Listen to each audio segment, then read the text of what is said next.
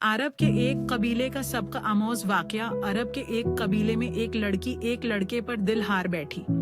आहिस्ता आहिस्ता दोनों की मोहब्बत इतनी बढ़ गई कि गविया मजाज का भूत दोनों के सर पर सवार हो गया।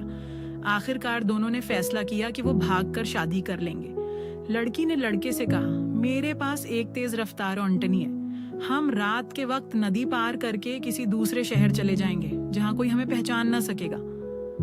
लड़के ने भी इस बात पर रजामंदी जाहिर कर दी।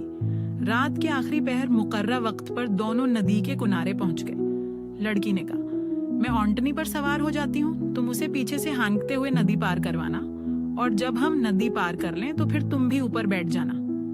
लड़के ने हैरत से पूछा, ऐसा क्यों? मैं अभी तुम्हारे साथ ही क्यों ना बैठ जाऊं? ओंटनी तो खुद ही चल रही है, हाँकने की क्या जरूरत है? लड़की ने जवाब दिया, असल में उस एंटनी का बाप भी हमारा पालतू आंट था। उसकी आदत थी कि जब भी पानी देखता तो नदी के बीच जाकर बैठ जाता, पानी में मस्सत हो जाता और फिर मारने पीटने पर भी नहीं उठता था।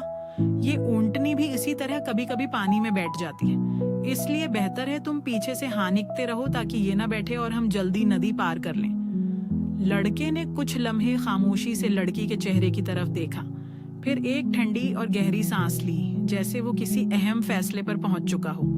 फिर वो बोला, नहीं, हम भागकर शादी नहीं करेंगे। अगर हमारे मुकद्दर में निकाह लिखा हुआ तो जरूर हो जाएगा, और अगर नहीं तो यही अल्लाह की रिजा होगी। तुम वापस अपने घर चली जाओ।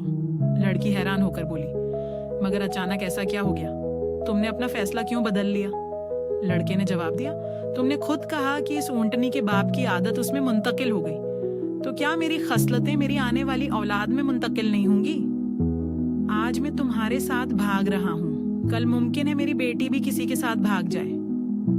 ये कहकर वो लड़का खामोशी से पलटा और वापस चला गया। याद रखें, दुनिया मकाफाती अमल है, जैसा इंसान करता है वैसा ही उसे लौट कर मिलता है।